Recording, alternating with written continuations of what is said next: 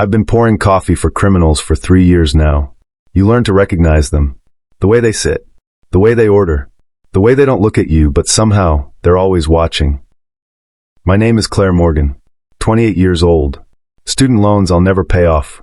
A journalism degree that got me exactly nowhere. And a waitressing job at Marco's Diner. The kind of place where questions get people hurt.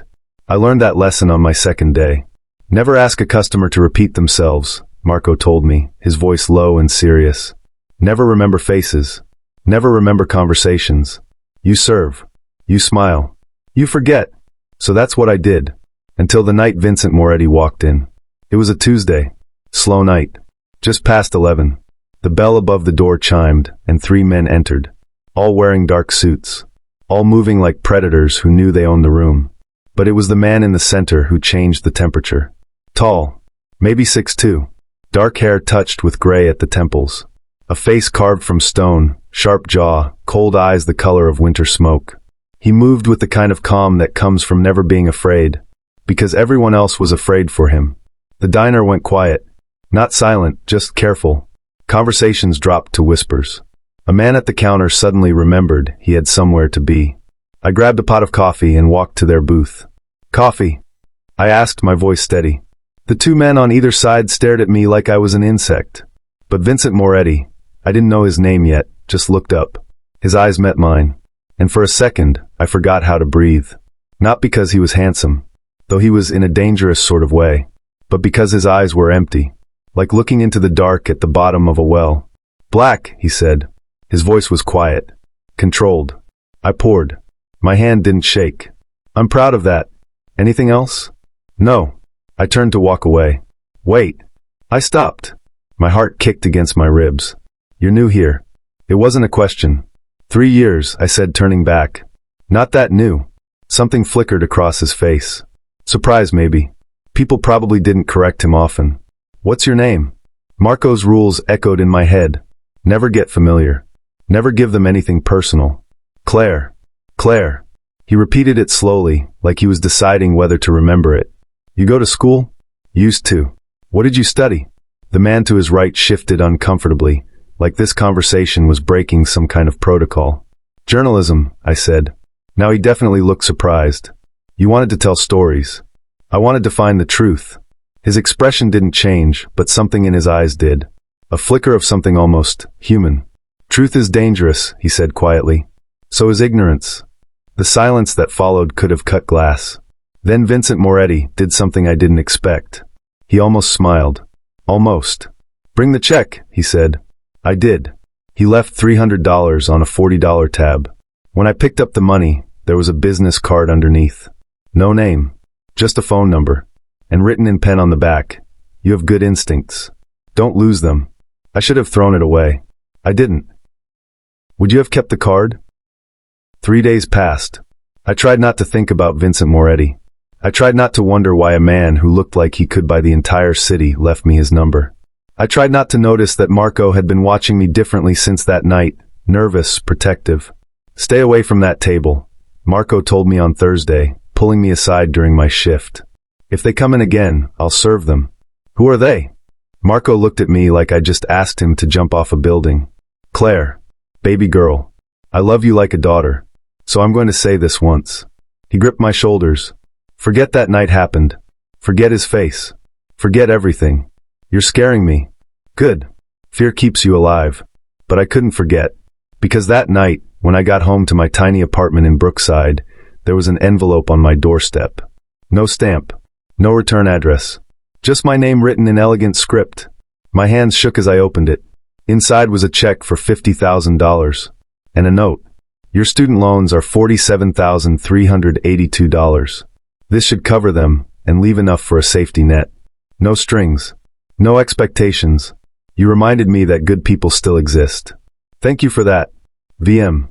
I stood in my doorway for 20 minutes, just staring at that check. $50,000. My loans. My crushing, suffocating, future-destroying debt. Gone. Just like that. I thought about my mother, working 2 jobs before she died. I thought about my little brother, whose medical bills I was still paying. I thought about every double shift, every skipped meal, every night I cried from exhaustion. And I thought about Vincent Moretti's empty eyes. No strings, the note said. I didn't believe it. Nothing in this world is free. Especially not from men who make restaurants go quiet when they enter. I could have torn up the check. Could have pretended it never existed. But I didn't. I deposited it the next morning. And that afternoon my phone rang. Unknown number. I answered. Claire Morgan. That quiet, controlled voice. Did you receive my gift? My throat went dry. How did you get my number? I get everything I want. It should have terrified me. It did.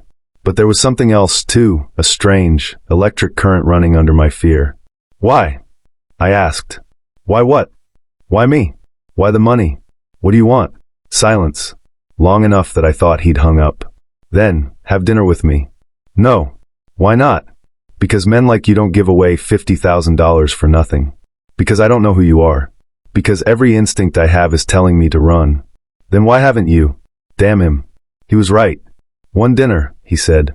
Public place. You can leave whenever you want. I just want to talk. About what? About why a woman smart enough to study journalism is serving coffee in a place like Marco's. About why you're still in this city when you could be anywhere. About why you looked at me like you weren't afraid. I was afraid. No. You were cautious. There's a difference. My heart was pounding. This was insane. I should hang up. Block the number. Maybe even leave town. Saturday, I heard myself say. 7 o'clock. Giovanni's on 5th Street. It's crowded, lots of people. Smart choice. And Mr. Moretti? Vincent. Vincent. If this is some kind of trap. It's not. Then what is it? A pause. When he spoke again, his voice was softer. Almost human. Honestly? I don't know yet. He hung up. I sat on my couch, staring at my phone, and wondered if I'd just made the biggest mistake of my life. Marco found out, of course. You did what? He nearly knocked over an entire tray of dishes. Claire, no. Absolutely not. Call him back. Cancel. I can't. Yes, you can. You pick up the phone and... Marco, he paid off my student loans. Marco went pale. Actually pale. Oh, sweetheart. Oh no. No, no, no. It's just dinner. There's no such thing as just dinner with Vincent Moretti. Marco pulled me into the back room, lowering his voice. Do you know who he is? Not really. Vincent Moretti runs half this city. The Moretti family, they're old blood, Claire. Old power. Gambling, construction, shipping, and things we don't talk about. His father was the king before him. And when his father died 5 years ago, Vincent took over. They say he's even more dangerous because he's colder. More controlled. My stomach dropped. Has he killed people? Marco looked at me with sad, tired eyes. Baby girl, he's killed the idea of people. He doesn't get his hands dirty anymore. He doesn't have to. He just decides. And it happens. Then why would he want to have dinner with me? I'm nobody. I don't know. And that terrifies me. Saturday came too fast. I changed outfits 4 times. Settled on simple black jeans, a cream sweater, and my only nice coat. I looked in the mirror and barely recognized myself. What are you doing, Claire? Giovanni's was packed, just like I'd hoped. Families. Couples.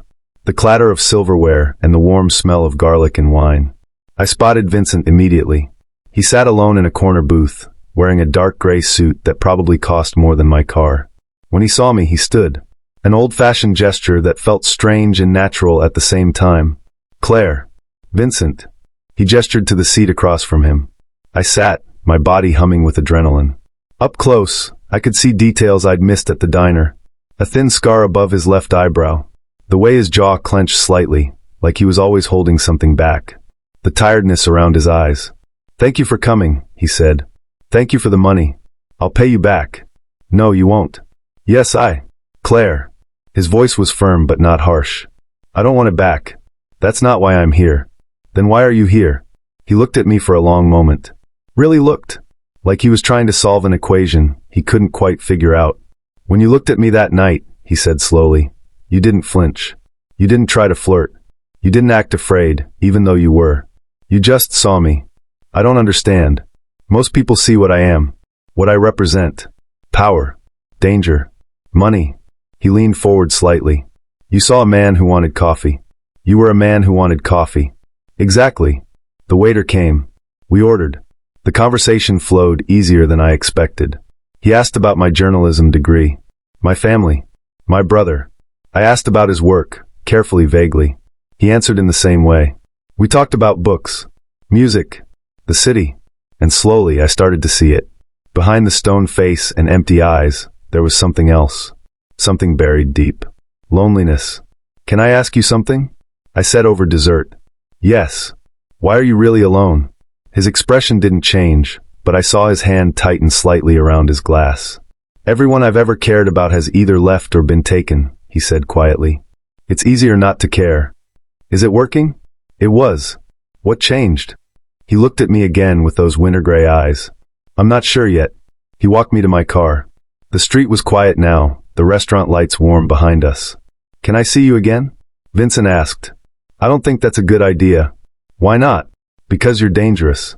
Because I don't know if I can trust you. Because this feels like standing on the edge of something I can't come back from. He nodded slowly. You're right. Then why are you asking?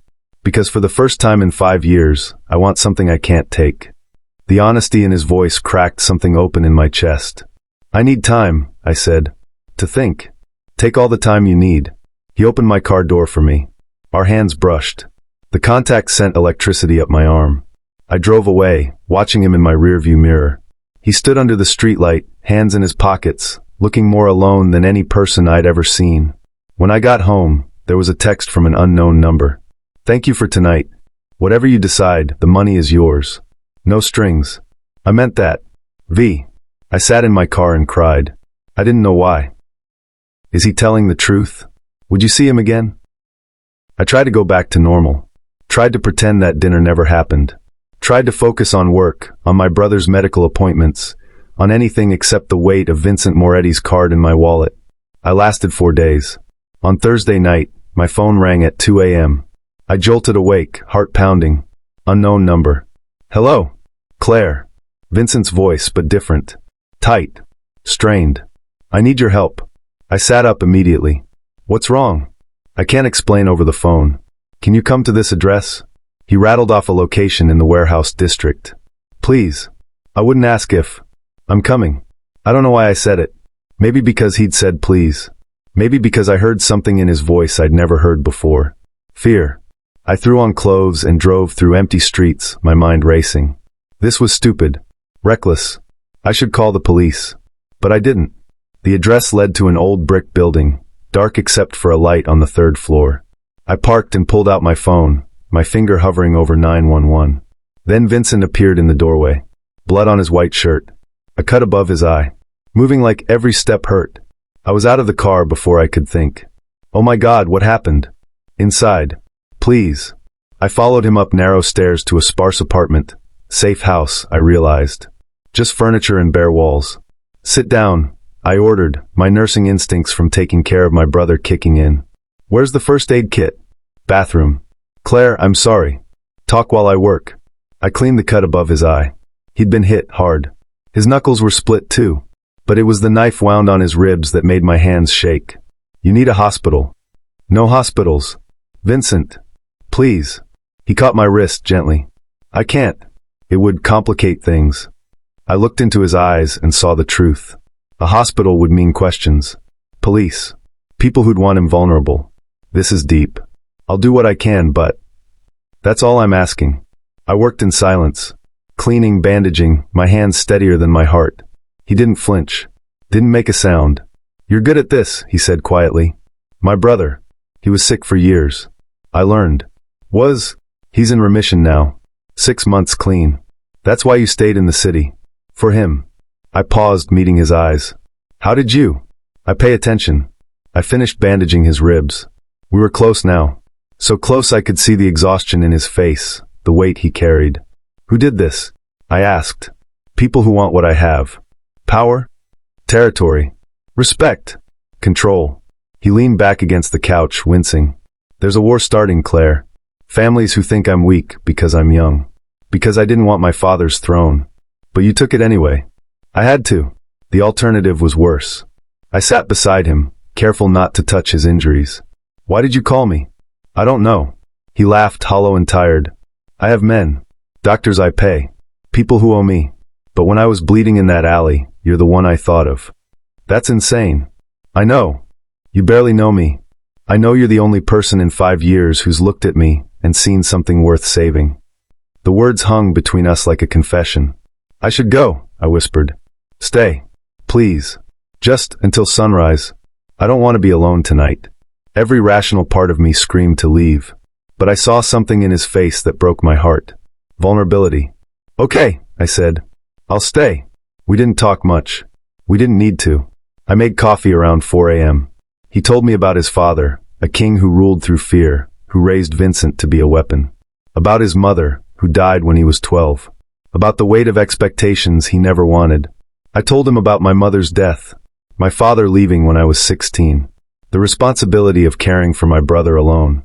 "We're both orphans," Vincent said quietly. "Just different kinds. Orphans with terrible sleep schedules." He almost smiled. Almost. When dawn broke through the windows, painting everything gold, he looked at me with something raw in his eyes. "I want to protect you," he said. "From this life. From me.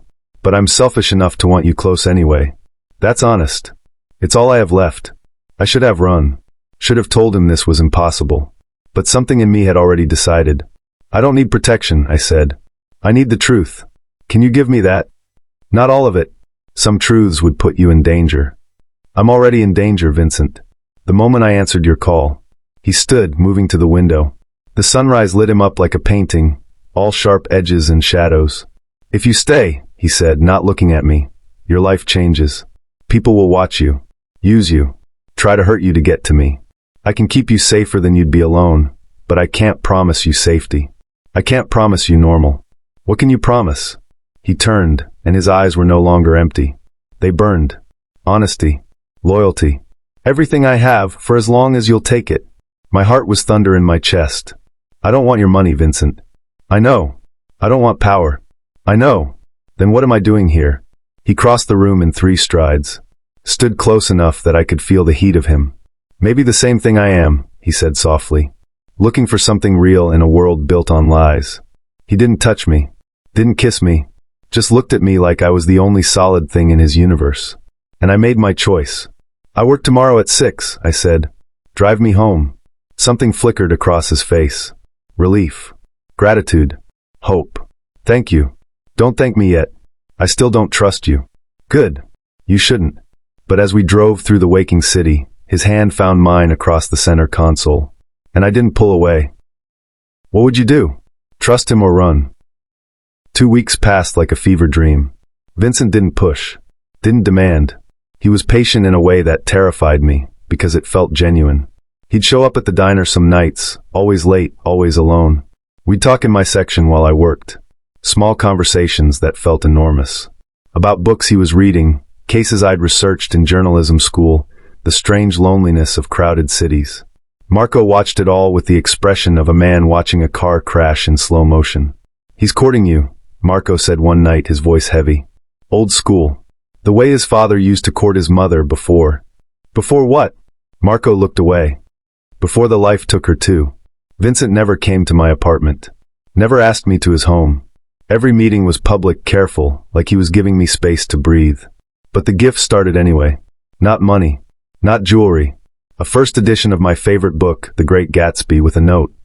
He understood the green light. "I understand your caution."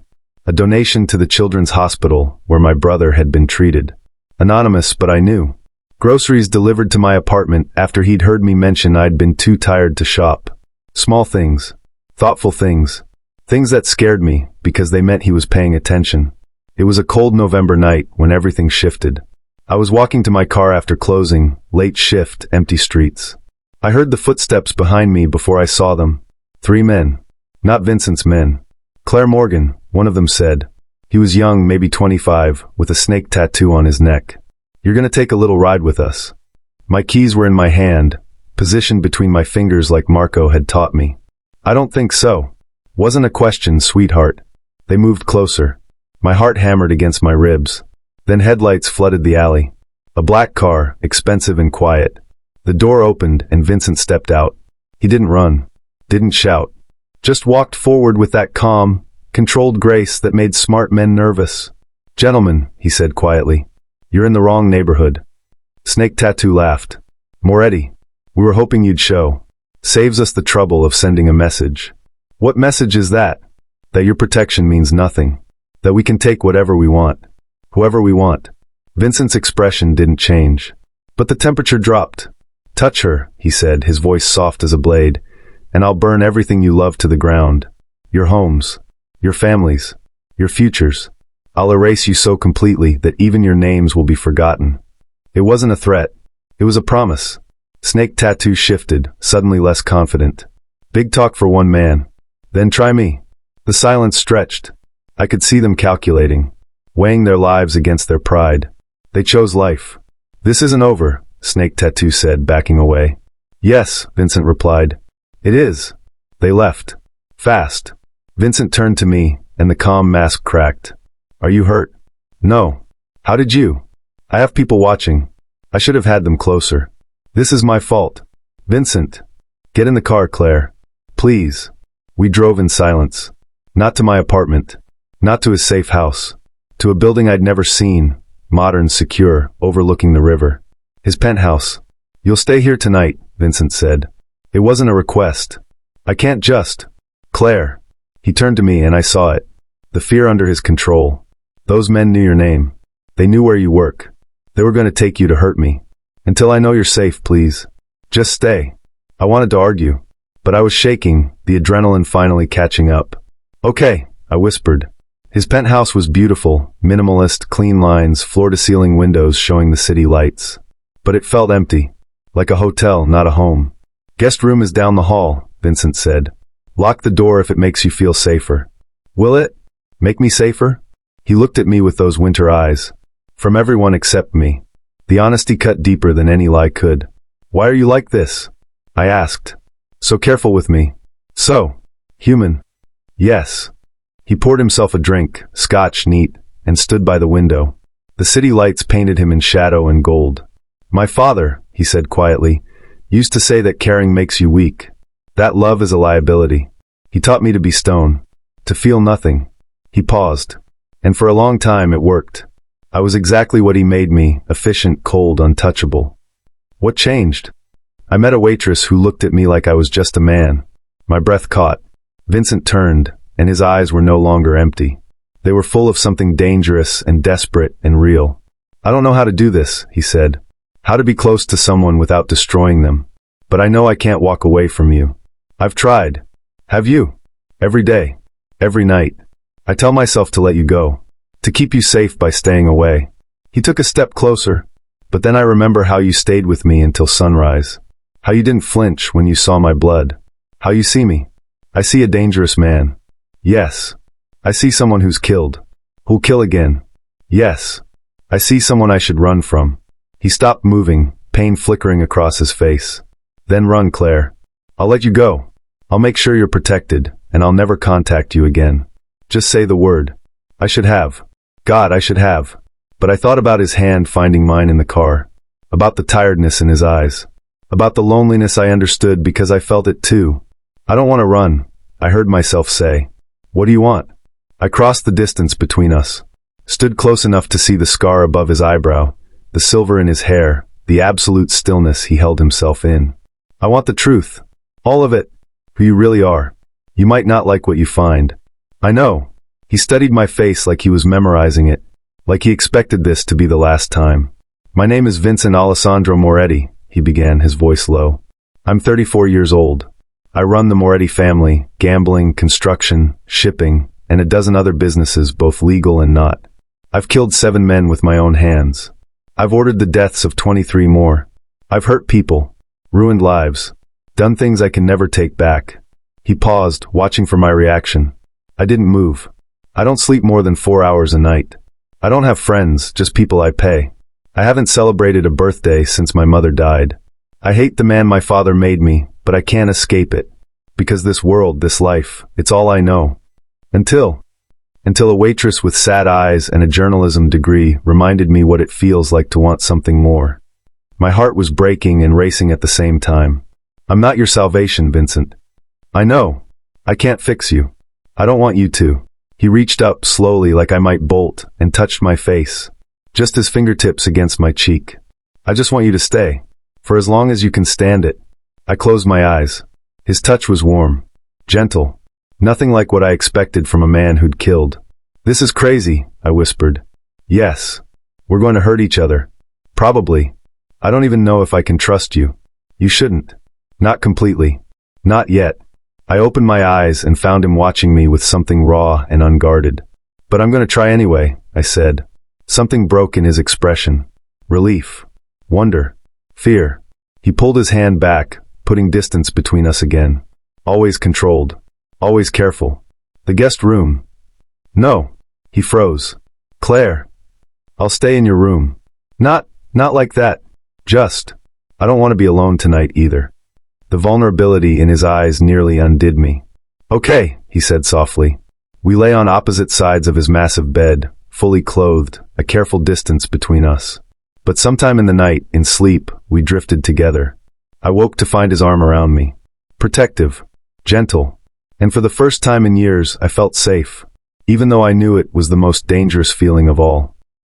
Is she making a mistake? Would you trust him? Morning light woke me, and for a moment, I didn't know where I was. Then I felt the weight of Vincent's arm around me, and remembered everything. I should have panicked. Should have pulled away. But he was still asleep, his face peaceful in a way I'd never seen before.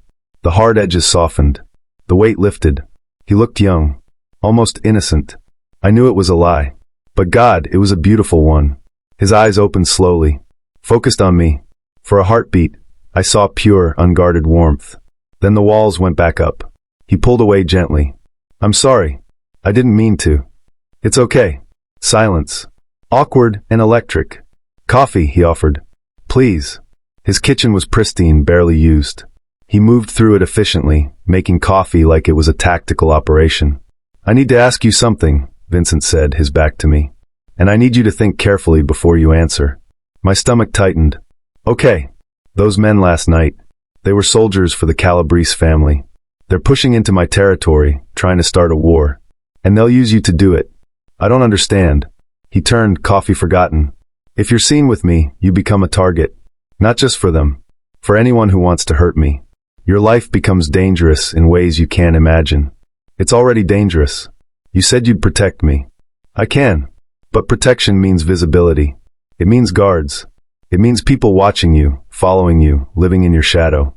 It means giving up privacy, freedom, the normal life you deserve. I stopped having a normal life when I answered your call at 2 a.m. "Claire, I'm serious." "So am I." I stood, facing him. "You asked me to stay." "I did. Now you're trying to push me away." "I'm trying to give you a choice. A real one. Before it's too late. What if I choose you?" The words hung between us like a grenade. Vincent's jaw tightened. "Then your world changes. Today.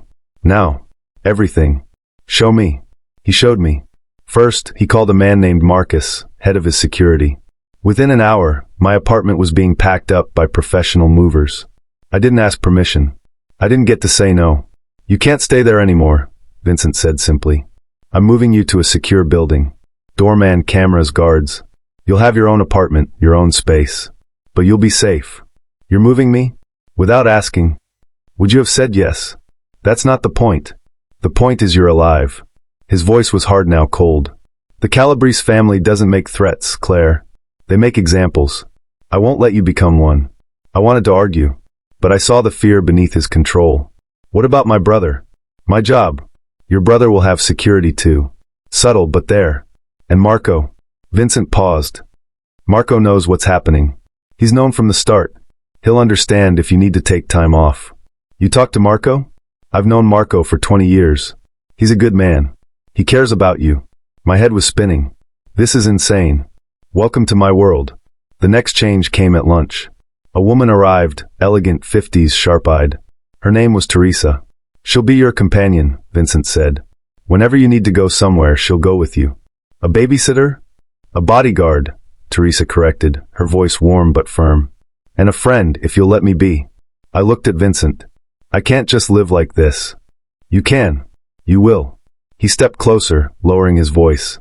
"I know this feels like a cage, but it's the only way I can sleep at night knowing you're breathing." The rawness in his voice stopped my protest. By evening, I was in my new apartment, modern, beautiful, empty of personality. My things were being moved in, but it didn't feel real. Vincent stood by the window, phone pressed to his ear, speaking rapid Italian. I caught words like famiglia, protezione, guerra, family, protection, war. When he hung up, his expression was dark. I have to go, he said. There's a meeting. Territory disputes. I'll have men outside your door. No. He stopped. Claire. Take me with you. Absolutely not. You said if I stayed, I'd see your world. Show me. This isn't a field trip, Claire. This is business. Dangerous business. I thought you wanted honesty. Truth. I crossed my arms. Or was that just pretty words to get me to trust you? His jaw worked. I could see him calculating, weighing risks. If you come, he said finally, you don't speak. You don't look anyone in the eye. You stay by my side every second. Understood? Yes. And if I tell you to run, you run. No questions. No hesitation. Okay. He studied me for a long moment. Then incredibly, he almost smiled. You're either very brave or very stupid. Can I be both? The meeting was in a restaurant I'd never heard of, private room, heavy security. Men in suits, all dangerous, all watching Vincent like hawks. I sat beside him, silent, trying to make myself invisible. They spoke in Italian mostly. I caught some words. Territorio. Rispetto. Sang. Territory. Respect. Blood. One man, older, scarred, cold-eyed, kept looking at me. Moretti, you bring a pet to business now. Vincent didn't move, but the temperature dropped. Careful, Dante. I'm just saying. Your father would never. My father, Vincent interrupted, his voice soft and lethal, is dead. I'm here. And this conversation is over. Dante backed down, but the hostility in the room was thick enough to choke on. After an hour of tense negotiation, territory lines, profit splits, peace terms, the meeting ended. In the car, Vincent was silent. You were right, I said quietly. Your world is different. Now you see why I wanted you away from it. But you let me come anyway. He looked at me, and in the dim light of the car, he looked exhausted. Because you asked. And I can't seem to deny you anything. The confession felt like a crack in his armor. That night, back in my new apartment, Vincent stayed. Not in my bed. Just in my space. Checking locks. Testing security. Moving through rooms like he was memorizing escape routes. You don't have to protect me every second, I said. Yes, I do. Why? He stopped moving. Turned to face me. Because in my entire life, I've cared about 3 people. My mother, who died. My sister, who left and never looked back. And now you. He paused. 2 out of 3 were taken from me. I won't lose the 3rd. You have a sister? Pain flickered across his face. Had. She couldn't live with what our father was. What I became. She left 10 years ago. I haven't heard from her since. I'm sorry. Don't be. She was smart. She escaped. And you didn't? I was the heir. There was no escape for me. I crossed the room slowly. Stood in front of him. You could leave now. Walk away from all of this. And the families would go to war. People would die. Hundreds of them. Families would be destroyed. No. He shook his head. This is my burden. The only way out is death. That's not living, Vincent. I know. His eyes met mine. But with you, for the first time, it feels close. He left before I could respond. Before I could make things more complicated than they already were. But as I lay in my new bed, in my new apartment, in this new life I didn't choose, I realized something terrifying. I was falling for a man who lived in the dark, and I didn't know how to stop. Is she in too deep? What happens next? 3 weeks in Vincent's world taught me things I never wanted to know. I learned that violence has a smell, copper and fear. That men can smile while planning murder. That loyalty is bought and sold like any other commodity. But I also learned softer things. The way Vincent's hand would find mine in cars, like he needed to know I was real. How he'd check his phone obsessively when we were apart, just to see if I'd texted. The careful way he'd ask about my day, like my normal problems mattered in his world of blood and territory. We existed in this strange in-between, not quite together, not quite apart. He never kissed me. Never pushed for more. It was driving me crazy. You're falling for him, Teresa said one afternoon. We were shopping, or rather, she was guarding me while I pretended to care about clothes. I don't know what I'm doing. That's how it always starts. She smiled, sad and knowing. I worked for his father too. Watched Vincent grow up. He was a sweet boy once. Before what? Before they trained it out of him. She paused. But with you I see glimpses. The boy he was. The man he could have been. I'm not his salvation, Teresa. No. But maybe you're his reminder. That there's more to life than survival. That night, Vincent took me to the opera. He looked devastating in a tuxedo. All sharp lines and controlled power. I wore a dress he'd had delivered to my apartment.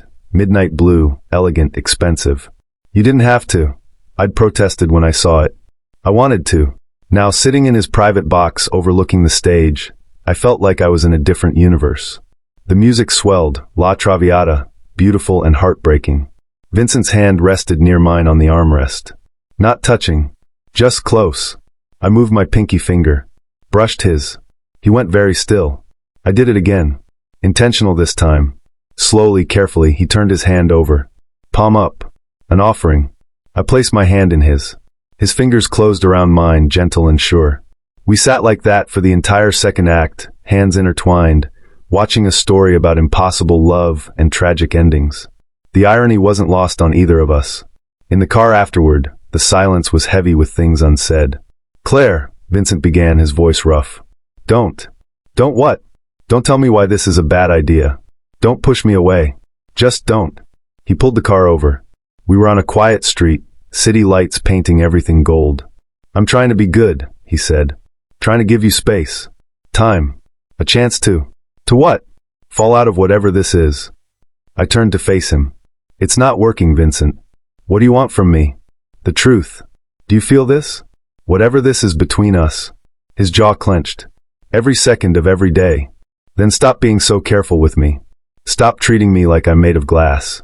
You don't understand what you're asking. Then explain it to me. He turned, and the look in his eyes was raw enough to burn. If I let myself have you, he said, voice low and dangerous, I won't be able to let go. I'll want all of you. Your time, your thoughts, your body, your future. I'll be possessive and jealous and probably impossible. And when someone tries to hurt you, because they will, I'll do things that will prove I'm exactly the monster you should fear. What if I'm not afraid? You should be. But I'm not.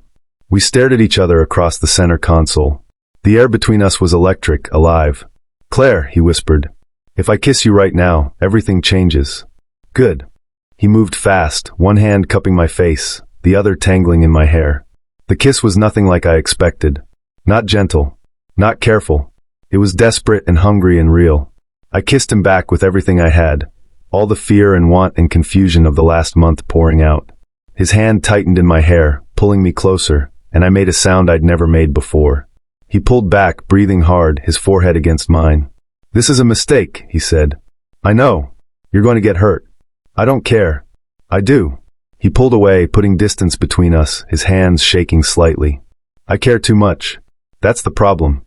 Vincent, let me take you home. Please. Before I do something I can't take back. But we both knew it was already too late. That night, I couldn't sleep. I kept touching my lips, remembering. Kept feeling the ghost of his hands in my hair. My phone buzzed at 3 a.m. Vincent, are you awake? Me, yes. Vincent, I can't stop thinking about you. Me, good. Vincent, this is dangerous. Me, I know. Vincent, I should stay away. Me, but you won't. A long pause. Then, Vincent, no. I won't. God help us both. The next morning, everything was different.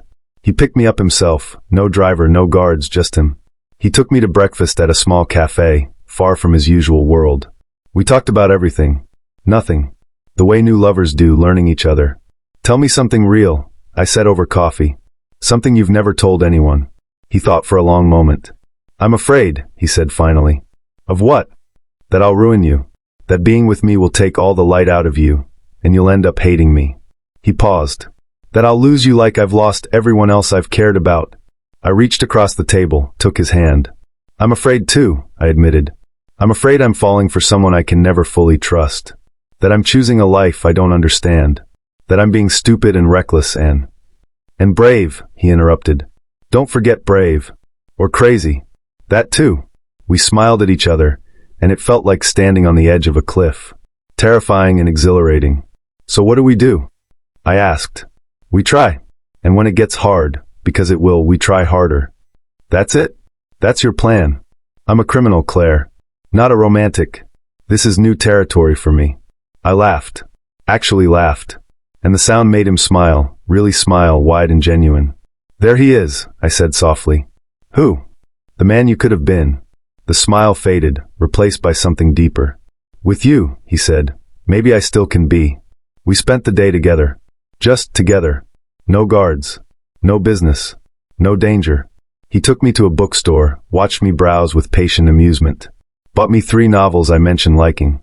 We walked through a park, his hand in mine, talking about everything and nothing. For a few hours, we were just 2 people falling for each other. Normal. Simple. Real. It was the best day of my life. But reality came back after sunset. Marcus called. Vincent's expression changed immediately, hardened, focused. I have to go, he said. Business. The Calabrese situation is escalating. Fear twisted in my chest. Is it dangerous? It's always dangerous. He cupped my face. But I'll come back. I promise. Don't make promises you can't keep. Then I promised to try. He kissed me soft, lingering like a prayer. Then he was gone. I went back to my apartment. Waited. Hours passed. No word. Teresa sat with me, calm and steady. He's done this 1,000 times. He'll be fine. How do you know? Because Vincent Moretti is the smartest, most dangerous man I know. And now he has something to come back to. That makes him even more dangerous. At midnight, my phone rang. Unknown number. Not Vincent. Hello. Claire Morgan. A voice I didn't recognize. Cold. Amused. We need to talk about your boyfriend. My blood went cold. Who is this? Someone who can hurt him. Unless you do exactly what I say. What happens next? Is Vincent walking into a trap? I'm listening, I said, keeping my voice steady even though my hands were shaking. Teresa was already on her phone, texting frantically. Smart girl, the voice said. Vincent has something of mine. Money. Territory. Respect. I want it back. And you're going to help me get it. I don't know anything about his business. But he cares about you. That's enough. A pause. There's a car outside your building. Black sedan. Get in it. Alone. Or Vincent receives a very graphic video of what happens to people who cross the Calabrese family. If you hurt me, he'll destroy you. If you don't come, I'll destroy him. His men. His empire. Everyone he's ever cared about. The voice hardened. You have 5 minutes. The line went dead. Teresa grabbed my arm. Don't even think about it. Vincent would never. They'll kill him. They'll kill you. Maybe. But if there's a chance I can stop this. I pulled away, grabbing my coat. Call Vincent. Tell him what happened. Tell him I'm sorry. Claire, please. I was out the door before she could stop me. The black sedan was waiting, just like he said. The back door opened. I got in. The man beside me was the one from the alley, snake tattoo. He smiled. Brave. Or stupid. Both, apparently. He blindfolded me. Nothing personal. Just business. We drove for maybe 20 minutes. I tried to memorize turns, count seconds, anything that might help. But fear made everything blur. When we stopped, they led me inside a building. Cold. Echoing. A warehouse, maybe. The blindfold came off. I was in a large, empty space, concrete floors, high ceilings, shadows everywhere. And in the center, sitting in a chair like a king on a throne, was a man in his 50s. Well-dressed. Silver hair. Eyes like chips of ice. Miss Morgan, he said. I'm Salvatore Calabrese. Please sit. A chair was pushed behind me. I sat, my heart hammering. Do you know why you're here? Salvatore asked. You want to use me against Vincent. Smart. I see why he likes you. He stood, circling me slowly. Vincent Moretti is a problem. He's young, idealistic, trying to change the old ways. That's admirable. Also stupid. What do you want? I want him to understand that some things are sacred. Territory. Respect. The old agreements our fathers made. He stopped in front of me. I want him to back down. To give me what's mine. And you're going to convince him. He won't listen to me. He will. Because if he doesn't, you die. Very slowly. Very publicly. Fear turned my blood to ice. But I forced myself to meet his eyes. If you kill me, Vincent will never stop. He'll hunt you. Your family. Everyone you love. You know this. Perhaps. But by then, I'll have what I want. Salvatore smiled. Call him. Tell him to meet me. Alone. Unarmed. We'll negotiate. He'll know it's a trap. Of course. But he'll come anyway. Because he's in love with you. Love makes men weak. He handed me a phone. I stared at it for a long moment. This was impossible. If I called, Vincent would walk into an ambush. If I didn't, Salvatore would kill me. Either way, someone died. Unless... I'll call him, I said slowly. But I have a condition. Salvatore raised an eyebrow. You're not in a position to negotiate. Aren't I? You need him to come willingly. That means you need me cooperative. Otherwise, I can scream a warning the second he answers. Tip him off. Ruin your whole plan. Silence. Snake Tattoo shifted nervously. What do you want? Salvatore asked. Let me talk to him alone. No guns at my head. No threats. Just a conversation. If I can't convince him, you lose nothing. But if I can, you get what you want without bloodshed. He studied me for a long moment. Then incredibly he laughed. You have steel in you. I respect that. He nodded. 5 minutes.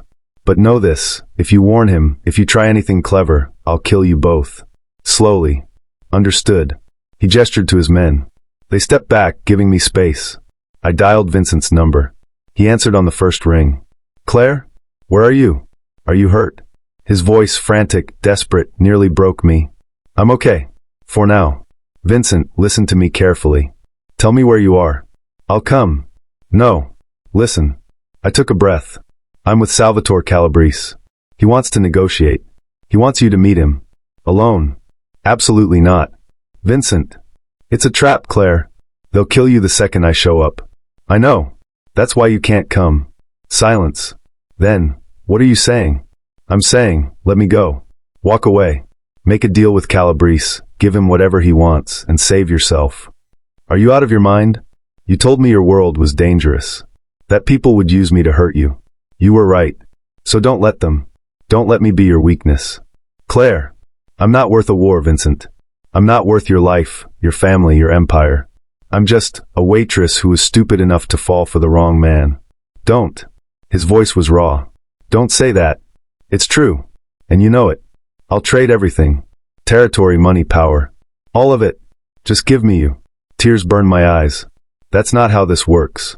Then tell me how it works. Tell me how I'm supposed to just let you die. By being the man your father raised you to be. Cold. Strategic. Willing to sacrifice one person to save many. I'm not my father. I know. But right now you need to be. The silence that followed was agony. I can't, Vincent whispered finally. I can't lose you. You already have. I looked at Salvatore, who was watching with cold amusement. Make the deal. End the war. And forget about me. Claire. I hung up. Salvatore slow clapped. Impressive. Truly. Sacrificing yourself to save him. Very noble. Very stupid. Will you let him go? If he agrees to your terms? Perhaps. If the terms are satisfactory, then we wait. 20 minutes passed like centuries. Then the warehouse doors exploded open. Vincent walked in. Alone. Unarmed. But not alone in the way Salvatore expected. Because behind him, through every entrance, came an army. 50 men. 100. All armed. All loyal. Vincent's face was a mask of cold fury. You wanted to negotiate, he said quietly. Let's negotiate. Salvatore's men raised their weapons. Vincent's men did the same. One wrong move, and everyone died. You brought an army to a private meeting, Salvatore said. That's poor form, Moretti. You threatened the woman I love. That's poor judgment. Vincent's eyes found mine across the warehouse. The relief and rage in them made my chest ache. Here's my offer, Vincent continued. You let her walk out of here. Now. Unharmed. And I'll let you live. That's not much of a deal for me. The alternative is I kill everyone in this room. Including you. Including myself, if necessary. Your choice. The tension was suffocating. Fingers on triggers. Death held by a thread. Salvatore laughed. You'd really die for her? In a heartbeat. Then you're weaker than I thought. No. Vincent stepped forward. I'm more dangerous. Because now I have something worth killing for. The standoff stretched. Every second an eternity. Then Salvatore sighed. Let her go. Sir, Snake Tattoo protested. I said let her go. This war isn't worth it. Not against a man who'll burn the world for one woman. They released me. I stumbled forward. Vincent caught me, pulled me behind him, his body a shield. If you come near her again, Vincent said, his voice soft and lethal, I'll erase your entire bloodline. Clear? Crystal. We left. Fast. In the car, Vincent pulled me against him, holding on like I might disappear. Don't ever do that again, he said into my hair. Don't ever try to save me by sacrificing yourself. I thought. I don't care what you thought. You're mine to protect, not the other way around. That's not how partnership works. Then we'll figure it out together. He pulled back, cupping my face. But never again, Claire. Promise me. I promise. He kissed me then, hard, desperate, claiming. And I kissed him back with everything I had. Was she brave or foolish? What happens now? The aftermath was chaos. Vincent's men secured my apartment building. Increased patrols. Identified every Calabrese soldier in the city. The message was clear. Touch Claire Morgan and you die. But that night, Vincent didn't leave. He stayed in my apartment. On my couch. Watching the door like enemies might appear any second. You need sleep, I said around 3 a.m. I'm fine. You're not. He looked at me then, and I saw it, the cracks in his armor. The fear he'd been holding back. I thought I lost you, he said quietly. When Calabrese called, when you hung up, I thought I'd never hear your voice again. I crossed to the couch. Sat beside him. I'm here. But you tried to leave. Tried to save me by doing what you would have done for me. He flinched. That's different. Why? Because you're the man? Because you're the dangerous one? I took his hand. Vincent, I chose this. I chose you. All of it. The danger, the fear, the impossibility. I chose it because what I feel for you is bigger than my fear. What do you feel? My heart hammered. This was it. The moment of truth. I love you, I said. He went very still. I know it's fast. I know it's crazy. I know all the reasons why I shouldn't. But I do. I love you. And I'm terrified because I don't know if you can. He kissed me. Soft and desperate and real. When he pulled back, his eyes were wet. I love you, he said, voice raw.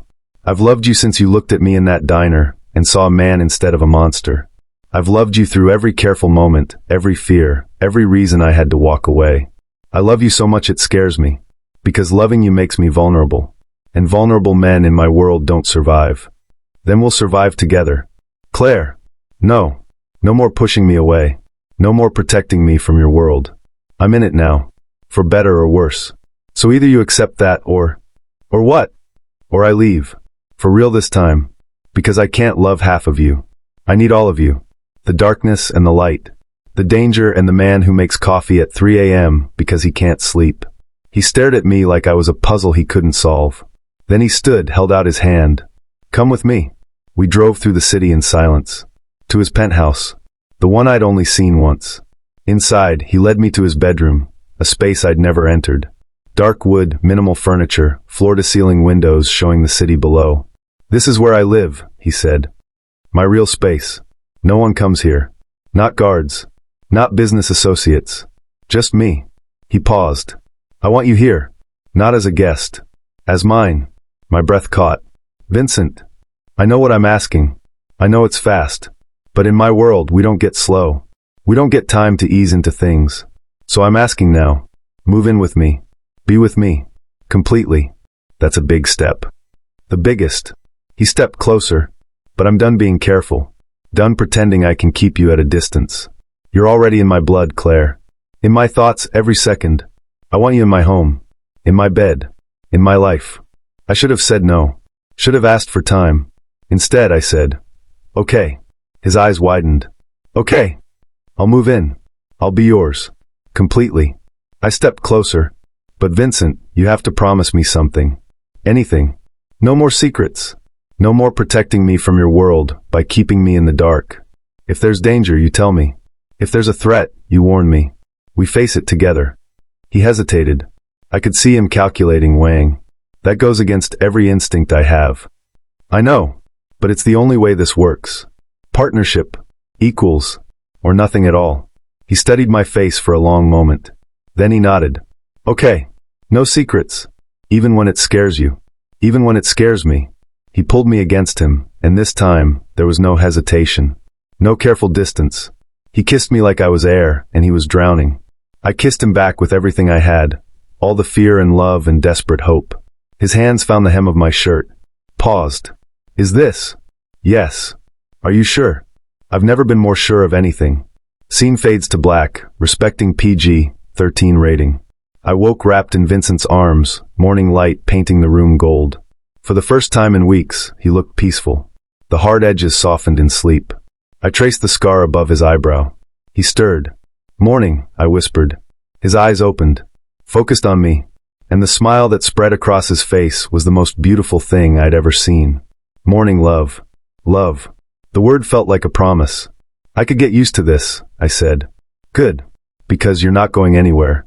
We lay there in comfortable silence, just being. Then his phone rang. The peace shattered instantly. Vincent's expression hardened. "Moretti." A pause. "When?" Another pause. "I'll be there in 20. He hung up, already moving. "What's wrong?" I asked. He stopped, turned back to me, and I saw the conflict in his eyes, the promise we'd made versus his instinct to protect. "There's a problem," he said finally. "The Calabrese family. They're not backing down. There's going to be a meeting. Dangerous. I need to go. I'm coming with you. Claire. No secrets. Remember? We face it together." He looked torn, afraid, but he nodded. "Get dressed. And stay close to me. Always." The meeting was in a neutral location. An old church, abandoned but respected. Hallowed ground where blood oaths were made and broken. We walked in together, Vincent in front, me behind, surrounded by his men. Salvatore was already there, with an army of his own. "Moretti," Salvatore said, "I see you brought your weakness with you." "I brought my reason to end this without more bloodshed," Vincent corrected. "Make your offer. Simple. You give me the docks, the shipping routes, 20% of your territory, and we call it peace. That's not peace. That's surrender. It's survival. For both of us. Because the alternative." Salvatore gestured to his men. "The alternative is war. Real war. The kind that destroys families. Empires. Everything." Vincent's jaw clenched. I could feel the tension radiating off him. "And if I refuse? Then we fight. Today. Now. Winner takes all." The silence that followed was suffocating. I touched Vincent's arm. He looked down at me. "What do you want to do?" I asked quietly. "I want to protect what's mine. But I don't want to destroy everything to do it." "Then maybe there's a third option." Both men looked at me. "Miss Morgan," Salvatore said, "this is business. Not your concern. It became my concern when you kidnapped me." I stepped forward, ignoring Vincent's warning hand. "You're both acting like there are only two choices. Fight or surrender. But what if there's another way?" "I'm listening," Salvatore said, amused. "A partnership. Real one.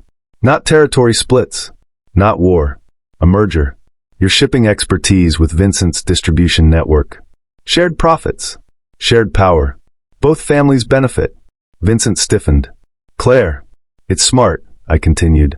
"You're fighting over scraps when you could own the whole table. Together." Salvatore studied me, then laughed. "She's clever, Moretti. Very clever. But naive. Our families have been rivals for 3 generations. We don't just merge." "Why not?" I challenged. "Because of pride? History? Your father's grudges?" I looked between them. "Or because you're both too afraid to try something new?" The words hung in the air. Vincent's hand found mine. Squeezed. Salvatore was quiet for a long moment. Then, 1-month trial. "We test the partnership. Share one territory. See if it works. If it does, we expand. If not, we revisit this conversation." Vincent looked at me. I nodded. "Deal," Vincent said. They shook hands. The tension didn't disappear, but it shifted. From war to wary peace. In the car afterward, Vincent pulled me close. "You just negotiated peace between 2 Mafia families." I just suggested cooperation. "Claire Morgan. Journalist. Waitress. Peacemaker." He kissed my forehead. "Is there anything you can't do?" "Trust you completely," I admitted. "Not yet. But I'm working on it." "Good. Because I'm working on being worthy of it." Did she just change everything? Or make it worse? The next month was strange. On the surface, peace. The partnership with Calabrese was working, profits up, violence down. Vincent's men and Salvatore's learned to cooperate, grudgingly. But underneath, I felt something building, like the air before a storm. Vincent felt it too. I could see it in the way he held me tighter at night. The way he checked in constantly. The way his jaw clenched when his phone rang. "What aren't you telling me?" I asked one night. We were in our bedroom, the city lights sprawling below. He was quiet for a long moment. "There's a vote coming," he said finally. "The families. The old guard. They're going to decide if I'm fit to lead. Why wouldn't you be?" Because I'm changing things. The partnership with Calabrese. Reducing violence. Trying to modernize. The old men don't like it. They see it as weakness. What happens if they vote against you? They'll install someone else. Someone who'll go back to the old ways. Blood. Territory. War. Can they do that? If enough families agree, yes. Fear twisted my stomach. When is the vote? 2 weeks. What can we do? We do nothing. I handle it. Vincent. He cupped my face. This is my world, Claire. My responsibility. I won't put you in danger for this. I'm already in danger. I'm in danger every day I'm with you. So stop trying to protect me from reality and let me help. He looked torn. Afraid. How? He asked finally. I don't know yet, but I'll figure it out. Because I'm not losing you to some old men who can't see that change is survival. He pulled me against him, holding on tight. I don't deserve you. Probably not. But you're stuck with me anyway. I spent the next week researching, learning about the families, the power structures, the old alliances and grudges. Teresa helped. So did Marcus, surprisingly. The girl's smart, Marcus told Vincent. Let her work. Vincent didn't love it, but he allowed it. I discovered something interesting. Most of the old guard had children, grandchildren, people they loved, people who'd suffer if war came back. An idea started forming. I want to meet with their families, I told Vincent. The wives, the daughters, the mothers. Absolutely not. Vincent, those women are as dangerous as their men. Some more so. But they're not voting, and they have influence. It's too risky. Everything about this life is risky. I stood my ground. But if I can convince them that peace is better for their children, for their futures, maybe they can convince their husbands, fathers, brothers. He stared at me like I was insane. You want to start a women's revolution in the Mafia. I want to survive, and I want you to survive. If this is how we do it, then yes. He ran a hand through his hair. This is the craziest thing you've ever suggested. Will it work? I don't know. Maybe. If you don't get killed first. Then let's try. Teresa arranged the first meeting. Neutral location. 5 women, all wives or daughters of powerful men. I was terrified, but I walked in with my head high. Mrs. Moretti, one of them said, older, elegant, cold-eyed. Or should we call you Miss Morgan? I hear you haven't made it official. Claire is fine. Very well, Claire. Why are we here?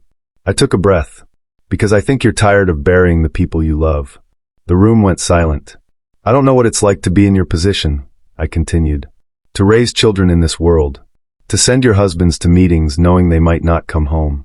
But I know fear. And I know loss. And I know that the men in your lives are about to vote on something that could bring back the worst of the old days.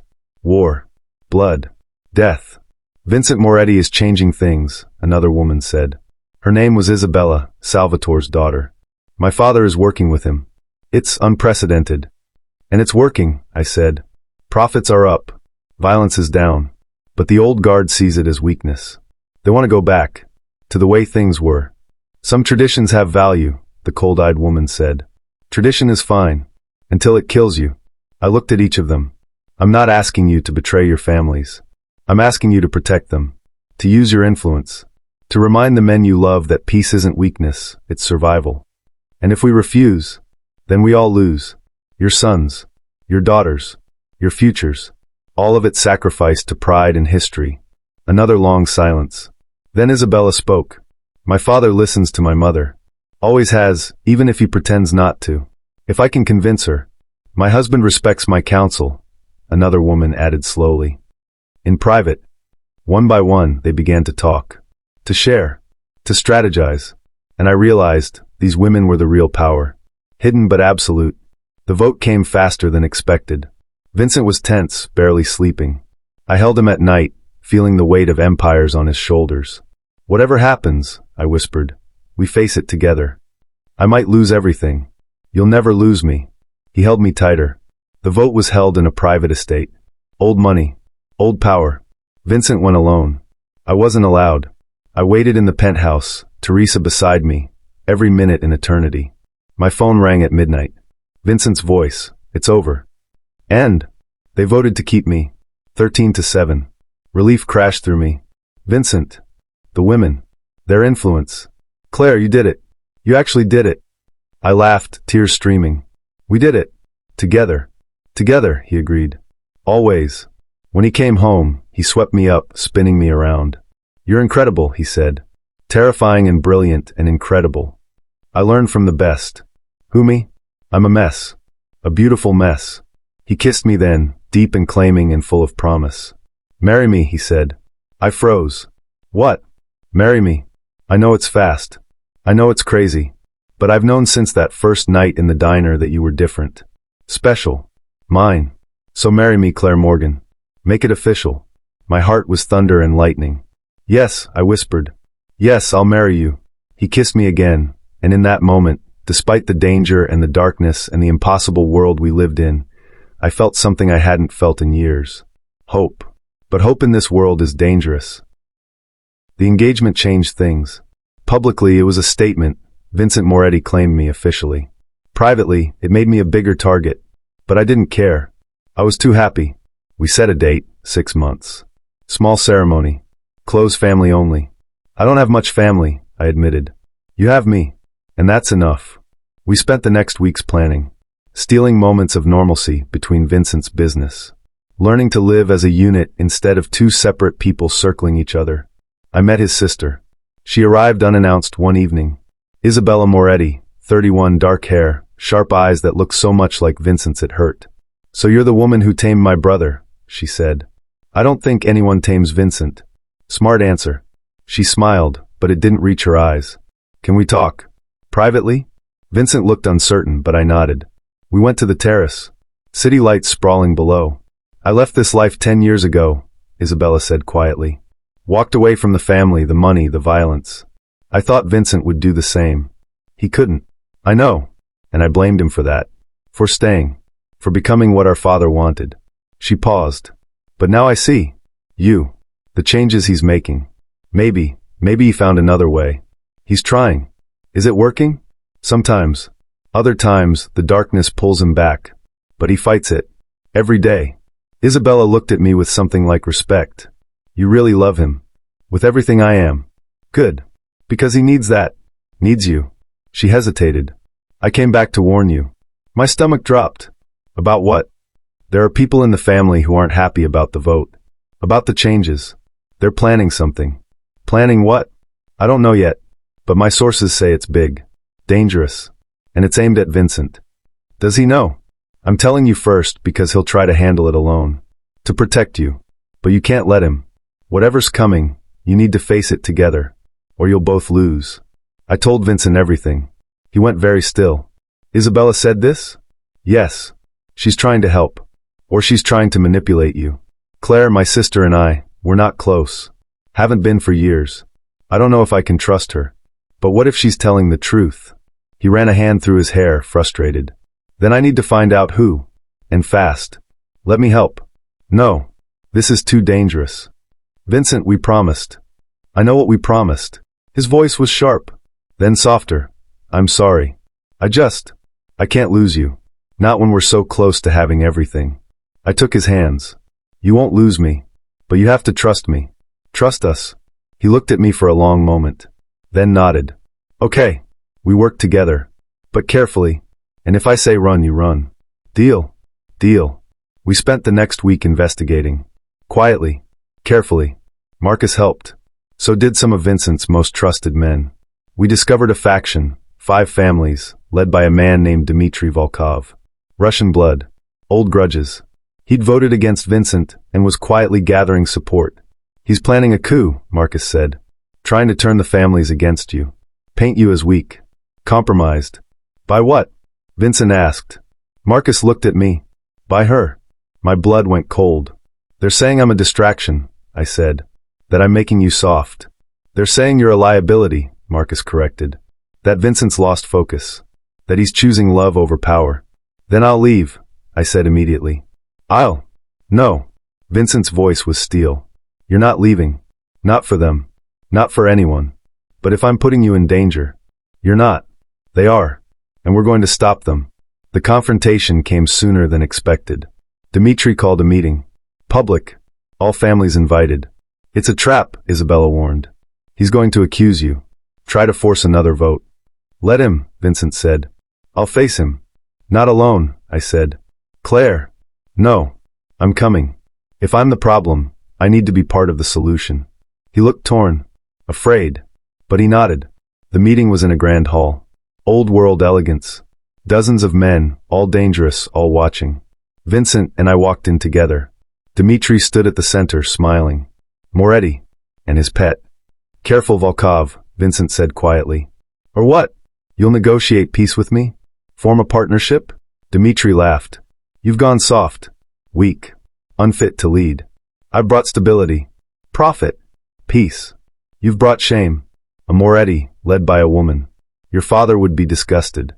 Vincent's jaw clenched. I could feel the rage radiating off him. My father, Vincent said slowly, built an empire on fear. And fear got him killed. I'm building something better. Something that lasts. Through what? Love. Dmitri gestured to me. Love is weakness. It makes you vulnerable. Controllable. No. I spoke before I could stop myself. Every head turned. Love is strength. It's having something worth fighting for. Something worth protecting. Vincent isn't weak because he loves me. He's more dangerous. Because now he has a reason to win. Dmitri's smile faded. Bold words from a waitress. I may have been a waitress, but I'm also the woman who convinced 5 families to support peace. Who negotiated with Salvatore Calabrese. Who's standing here in front of all of you, unafraid. I stepped forward. You think I'm Vincent's weakness? I'm his reminder. That there's more to life than power. That survival means adaptation. That the old ways die because they deserve to. The room was silent. Dmitri's face went dark. Enough. I call for a vote. Who here believes Vincent Moretti is fit to lead? Hands raised. Slowly. One by one. Salvatore. Isabella. Others. More than half the room. Dmitri looked shocked. Furious. This isn't over, he hissed. Yes, Vincent said quietly. It is. We left together, alive, victorious. In the car, Vincent pulled me close. You were magnificent. I was terrified. So was I. He kissed my forehead. But we did it. Together. Always together, I agreed. But that night, as we lay in bed, I couldn't shake the feeling. This wasn't over. Not really. Dmitri had lost. But desperate men do dangerous things. And I was right to be afraid. Because 3 days later, the attack came. What happens next? Is this the end, or just the beginning? The explosion happened at 2 a.m. I woke to the sound of glass shattering, alarms screaming. Vincent was already moving, pulling me from the bed. Stay low, he ordered.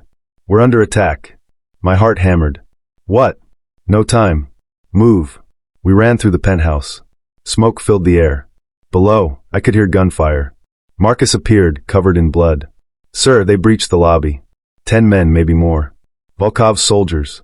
Claire, Vincent said, gripping my shoulders. There's a panic room. Down the hall. Reinforced steel. You'll be safe there. What about you? I have to fight. Have to protect what's mine. I'm not hiding while you. Claire, please.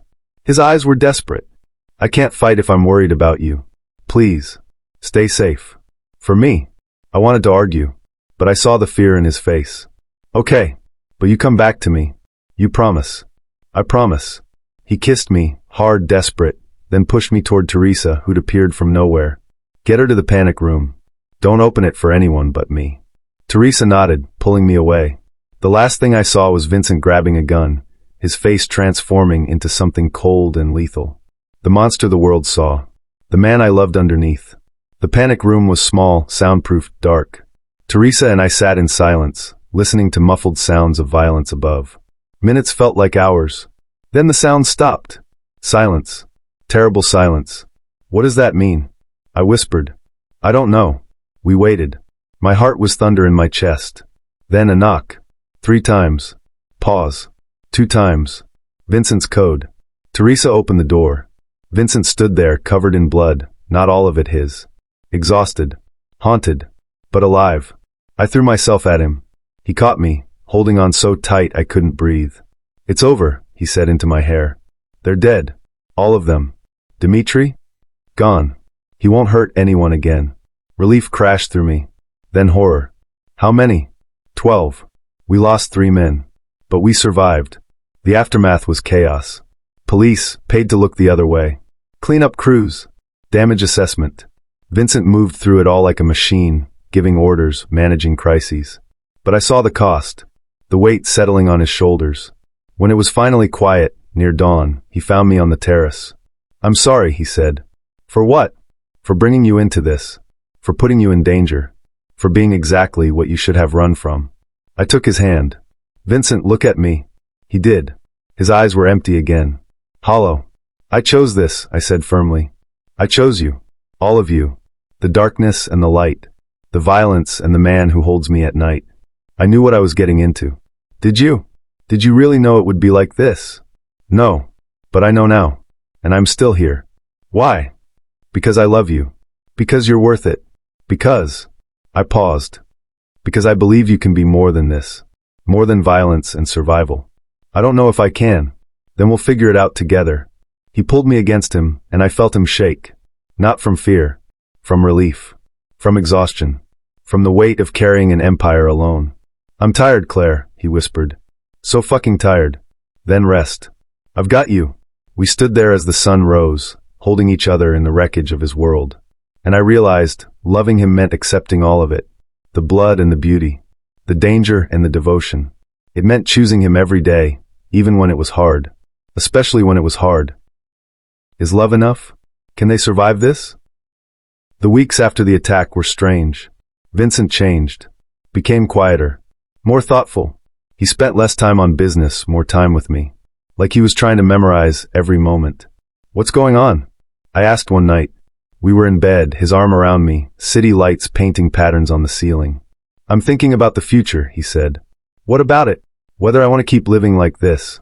Always looking over my shoulder. Always waiting for the next attack. Always choosing between power and peace." My heart skipped. "What are you saying?" "I'm saying, maybe there's another way. Maybe I can step back. Give more control to Salvatore, to the other families. Focus on the legitimate businesses. Build something clean. Can you do that? Just walk away. Not completely, but partially.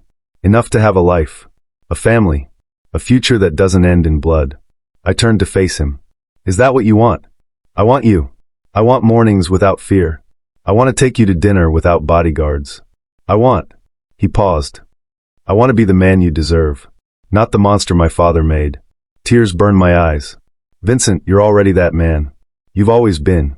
Then help me become him fully. Marry me. Not in 6 months. Now. This week. Before I lose my courage." I laughed through tears. "You're serious?" "Completely. Claire Morgan, will you marry me?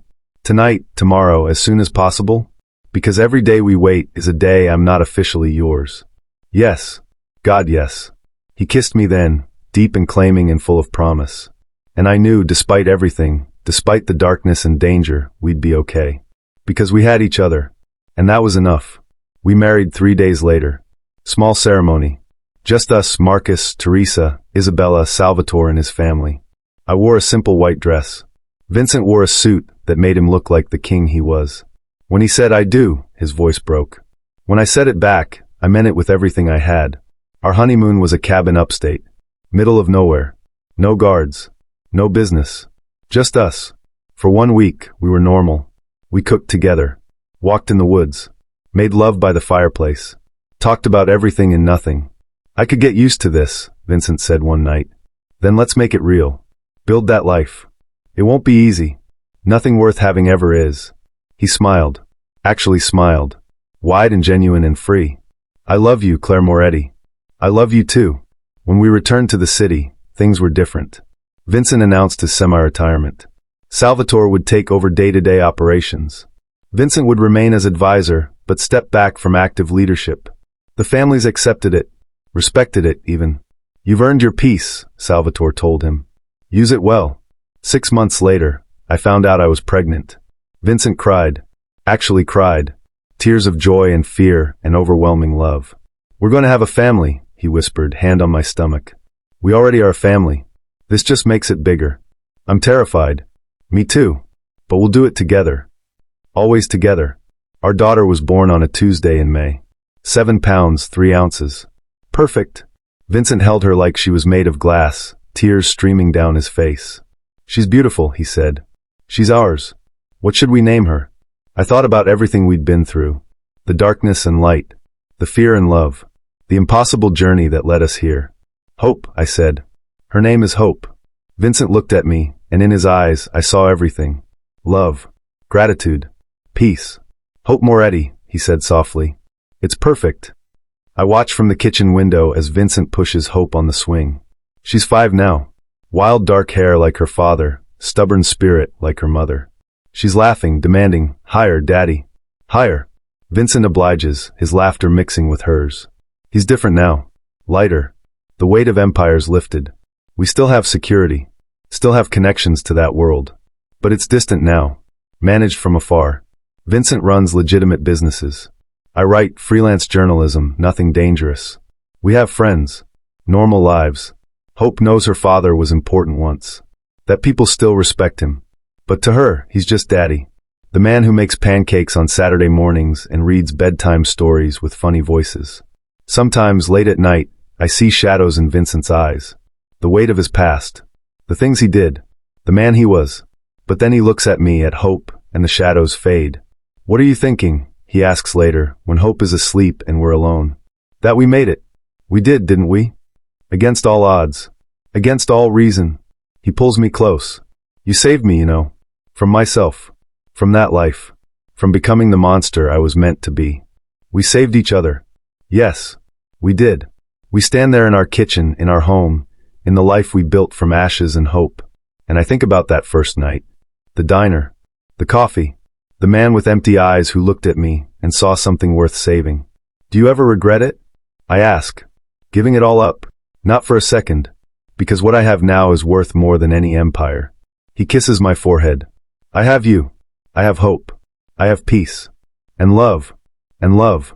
So much love it still scares me sometimes." Good. It should. Because it's real. And real things are always a little scary. He smiles. That wide, genuine smile that took years to earn. "I love you, Claire Moretti. I love you too. Always." Outside, the city lights sparkle like promises. Inside, we hold each other. And for the first time in both our lives, we're exactly where we're meant to be. Together. Safe. Home. The end. Thank you for reading. Did they earn their happy ending? Was it worth the journey? What would you have done in Claire's place? Leave a comment below, and let me know your thoughts on this story.